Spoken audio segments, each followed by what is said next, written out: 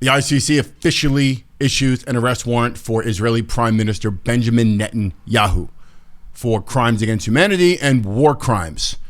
Time to Talk podcast, breaking news update. I want to talk about on Thursday, the ICC issuing the warrant for Netanyahu. Now, I believe they tried to do this back in May, but it was just Thursday that they made the decision to justify it, to actually confirm this warrant being issued. Now, I want to take a look at Arnaud Bertrand put a tweet out on X.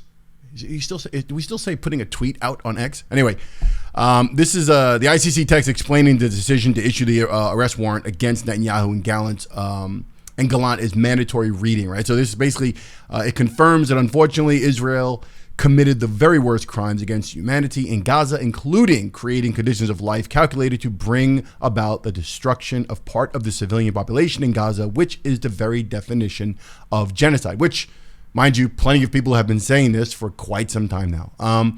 So he basically breaks it down from the ICC website. Here are the most relevant parts of the text. Netanyahu and Gallant are wanted for crimes against humanity and war crimes committed from the at least 8th of October 2023 until at least 20th of May 2024, the latter date being the day the prosecution filed the applications for warrants of arrest. They each bear criminal responsibility for the war crime of starvation as a method of warfare and the crimes against humanity of murder, persecution, and other inhumane acts. They also each bear criminal responsibility as civilian superiors for the war crime of intentionally directing an attack against the civilian population. It goes on to say they intentionally and knowingly deprived the civilian population in Gaza of objects indispensable to their survival, including food, water, and medicine and medical supplies, as well as fuel and electricity. No clear military need or other justification under international humanitarian law could be identified for the restrictions placed on access for humanitarian relief operations. It goes on, the lack of food, water, electricity, and fuel and specific medical supplies created conditions of life calculated to bring about the destruction of part of the civilian population in Gaza, which resulted in the death of civilians, including children, due to malnutrition and dehydration. By intentionally limiting or preventing medical supplies and medicine from getting into Gaza, in particular anesthetics and anesthesia machines, the two individuals are also responsible for inflicting great suffering by means of inhumane acts on persons in need of treatment. There you have it.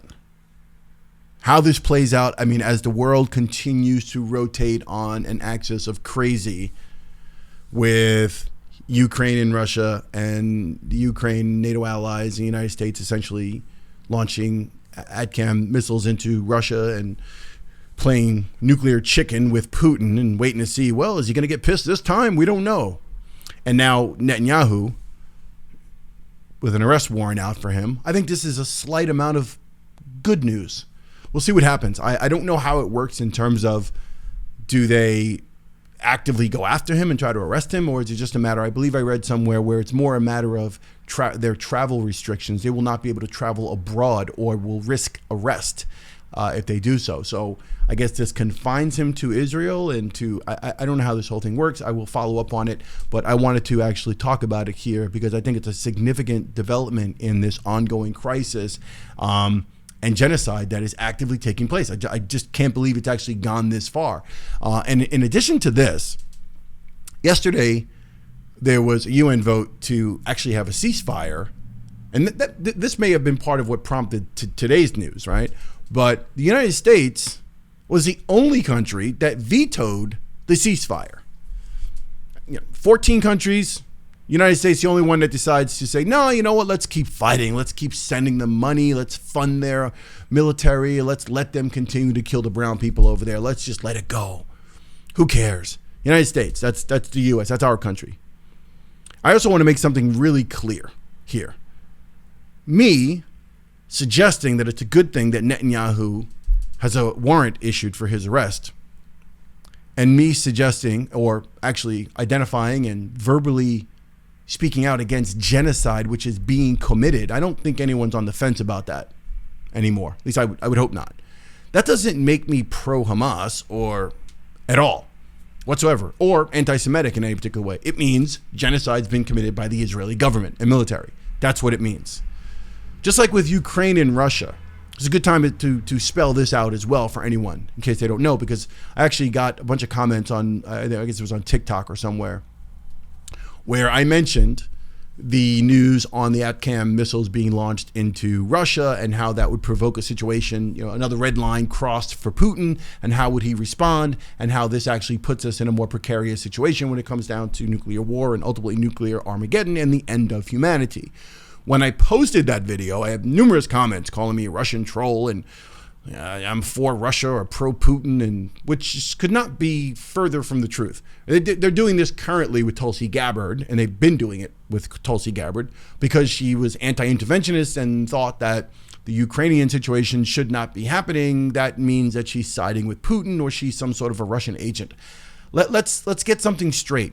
It's possible to have an opinion about particular intervention, the U.S. intervention in foreign situations, and our funding of those situations, and sending billions of dollars over there with zero interest or zero benefit to the United States. It's possible to have an opinion on that and not side with Putin or another country. I'm American. I love my country. I don't love Putin. I don't care.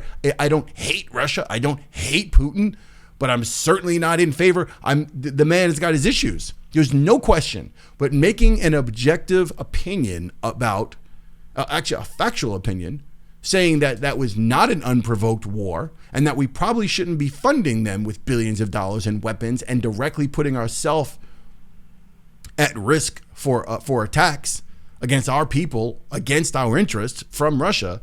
I think it's a good idea not to do that. So I just want to make that clear as I wrap this video up. Time to Talk podcast. We'll be back later this afternoon with a different video speaking about nuclear war. We're going to be talking about the doomsday clock and how we are currently 90 seconds from midnight, meaning a minute and a half away from ultimate destruction of the human race. We'll get into it later on Time to Talk podcast. Subscribe if you've not yet subscribed. Hit that notification bell so you do not miss when I put up new content. We are growing the channel. I really appreciate it. We just broke 4,000. We only started about 2 months ago, so let's keep going. I'm looking to get by the end of this year. Let's get to 50,000. That'd be great. For the people who've already subscribed, I truly appreciate you being here. Leave your comments below and let me know what you think about this latest news with the arrest warrant being issued for Netanyahu. And I'll see you on the next Time to Talk podcast. Peace.